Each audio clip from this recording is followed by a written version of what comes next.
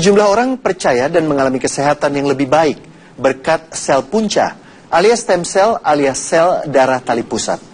Teknologi pengobatan ini pun diyakini sebagai teknik medis masa depan. Pemerintah Indonesia bahkan membentuk badan khusus untuk mengembangkan pemanfaatan sel punca. Di Indonesia sudah ada 3 bank sel punca. Salah satunya di Unit Pelayanan Terpadu Teknologi Kedokteran Sel Punca RSCM Jakarta. Di sini saya bertemu dengan Dr. Ismail. Di ruang kerjanya, kami berbincang tentang sebuah teknologi yang disebut-sebut sebagai masa depan dunia medis. Sel punca itu apa? Jadi sel punca itu adalah suatu sel induk ya, atau punca itu punya induk. Jadi yang sel itu mampu memperbarui dirinya sendiri, terus juga bisa mampu memperbanyak diri, kemudian juga dia mampu berdiferensiasi. Jadi berdiferensiasi itu artinya menjadi sel yang matang, sel matur. Jadi, ini teknologi terbaru Pak ya? Ya, maksudnya teknologi yang dikatakan penemuan besar abad ini gitu. Kan oleh karena itu di mana-mana berlomba-lomba di Amerika, di Jepang dan sebagainya untuk melakukan penelitian di bidang sel punca ini. Sel punca diolah ketat dalam suatu laboratorium sehingga benar-benar bersih ketika dimasukkan kembali ke dalam tubuh untuk mengobati penyakit. Sudah terbukti sembuh? Iya, maksudnya secara objektif dan fungsional membaik. Manfaat ini dirasakan mantan Menteri BUMN Dahlan Iskan. Terapi sel punca juga melengkapi pemulihan tubuhnya, terutama pasca operasi cangkok hati yang dijalani Dahlan pada tahun 2007. Saya pun menghubungi pria asal Jawa Timur ini ketika ia sedang berobat ke Tiongkok. Padahal bagaimana awalnya Bapak terlibat dalam terapi sel punca? Di Surabaya ada seorang ahli stem cell yang bisa melakukan stem cell itu di dalam negeri oleh putra bangsa sendiri. Namanya Dr. Purwati, anak Jombang, lulusan Universitas Erlangga, melakukan penelitian di bidang itu, dan kemudian saya diskusi panjang dengan beliau. Manfaatnya apa? Selama 3 tahun, berarti saya sudah 3 atau 4 tahun ini menjalani stem cell, tidak ada pengaruh buruk, bahkan Anda tahu saya dalam keadaan sangat bugar dan sehat, dan saya sudah melakukan 5 atau 6 kali selama 3 tahun atau 4 tahun ini. Keberanian Dahlan menjalani terapi sel punca diperkuat dengan bukti yang ia lihat sendiri ketika berjumpa dengan mantan Perdana Menteri Malaysia Mahathir Mohamad. Mahathir Mohamad, mantan Perdana Menteri Malaysia, beliau ceramah 1 jam, hebat sekali, semangat sekali, dan masih 1 jam lagi menjawab pertanyaan-pertanyaan dari atas panggung. Beliau berdiri dan sangat kokoh.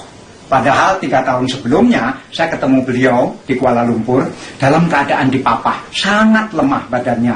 Ternyata teman-teman beliau mengatakan beliau menjalani stem cell. Apa saja perlakuan medik yang Bapak alami? Saya diambil darah saya, 1 tabung besar begini, isinya mungkin jutaan sel, tetapi Dr. Purwati hanya mengambil 1 sel saja yang paling baik, paling muda, paling sempurna, untuk kemudian diternakkan di dalam laboratorium Dr. Stomo atau Universitas Erlangga. Dalam waktu 2 minggu atau 3 minggu, 1 sel saya yang paling baik tadi sudah menjadi 200 juta sel yang semuanya sempurna. Nah, 200 juta sel baru itulah yang dimasukkan ke tubuh saya lagi melalui lengan di sini, dan dengan demikian maka sejak saat itu ada 200 juta sel baru yang sempurna masuk ke badan saya, menggantikan sel-sel saya yang sudah menua, sudah akan rusak dan bentuknya tidak sempurna. Untuk mengembangkan sel punca di Indonesia, pemerintah membentuk badan khusus untuk menaunginya pada Oktober 2014. 4 lembaga negara sepakat membuat sebuah perkumpulan atau konsorsium. Di bawah konsorsium pengembangan sel punca dan jaringan Indonesia, semua upaya pengembangan teknologi ini dirumuskan. Dulu, dokter-dokter lebih pemeriksaan ke Singapura dibandingkan mempercayai Indonesia. Alhamdulillah sekarang Pak Dahlan sudah mengatakan saya bangga punya. Karena saya dibawa hasil saya ke Amerika, Amerika mengatakan tidak perlu diulang. Nah itu jadi saya alhamdulillah ya Pak Dahlan, ya saya sangat bangga. Saya menjumpai Cynthia Sartika, sang sekretaris konsorsium. Di laboratorium yang dikelolanya, para mahasiswa pasca sarjana meneliti sel punca dengan berbagai peralatan khusus. Melalui penelitian ini, terungkap pula, tidak selamanya terapi sel punca akan selalu berhasil. Bisa dimanfaatkan nggak? Ini bisa nggak untuk teman saya, kakek saya? Itu harus kita jelaskan. Tidak bisa jawabannya. Tidak semua. Tetap harus ada kesesuaian, disebut matching. Nah, harus ada persyaratan selanjutnya. Namun untuk diri sendiri pasti bisa, karena tidak ada penolakan tubuh apabila kita menggunakan stem cell dari dirinya sendiri. Sel punca yang disimpan di bank darah bisa digunakan oleh pemiliknya sendiri hingga berpuluh-puluh tahun kemudian. Namun, peluang keberhasilannya menurun jika digunakan orang lain. Selain tingkat kesuksesan terapi, ada satu pertanyaan lain tentang aplikasi sel punca. Secara ekonomis terjangkau. Ekonomis itu sangat tergantung dengan berbagai aspek. Ya. Aspek bagaimana kita mendapatkan bahan pembantunya, bagaimana kita mendapatkan alat-alatnya mudah masuk ke Indonesia. Sementara peraturan pemerintah jelas, barang-barang kedokteran masih merupakan barang mewah, pajaknya tinggi. Kalau pajak tinggi tentunya aplikasinya atau nantinya dampaknya, impactnya tentu kepada harga. Sekarang berapa harganya? Beberapa, kalau saya di perbandingan di luar sekitar masih jauh lebih mahal dari Indonesia ya. Satu selnya itu bisa Rp1, 1 sampai 2 rupiah. Padahal dibutuhkan sekitar bisa 1 miliar sel. 1 miliar rupiah untuk mendapat bisa saja demikian. Tapi bisa hanya 5 juta sel, tergantung. Hanya 5 juta sel, ada 100 juta sel gitu. Pengolahan sel punca di Indonesia sebetulnya relatif lebih murah.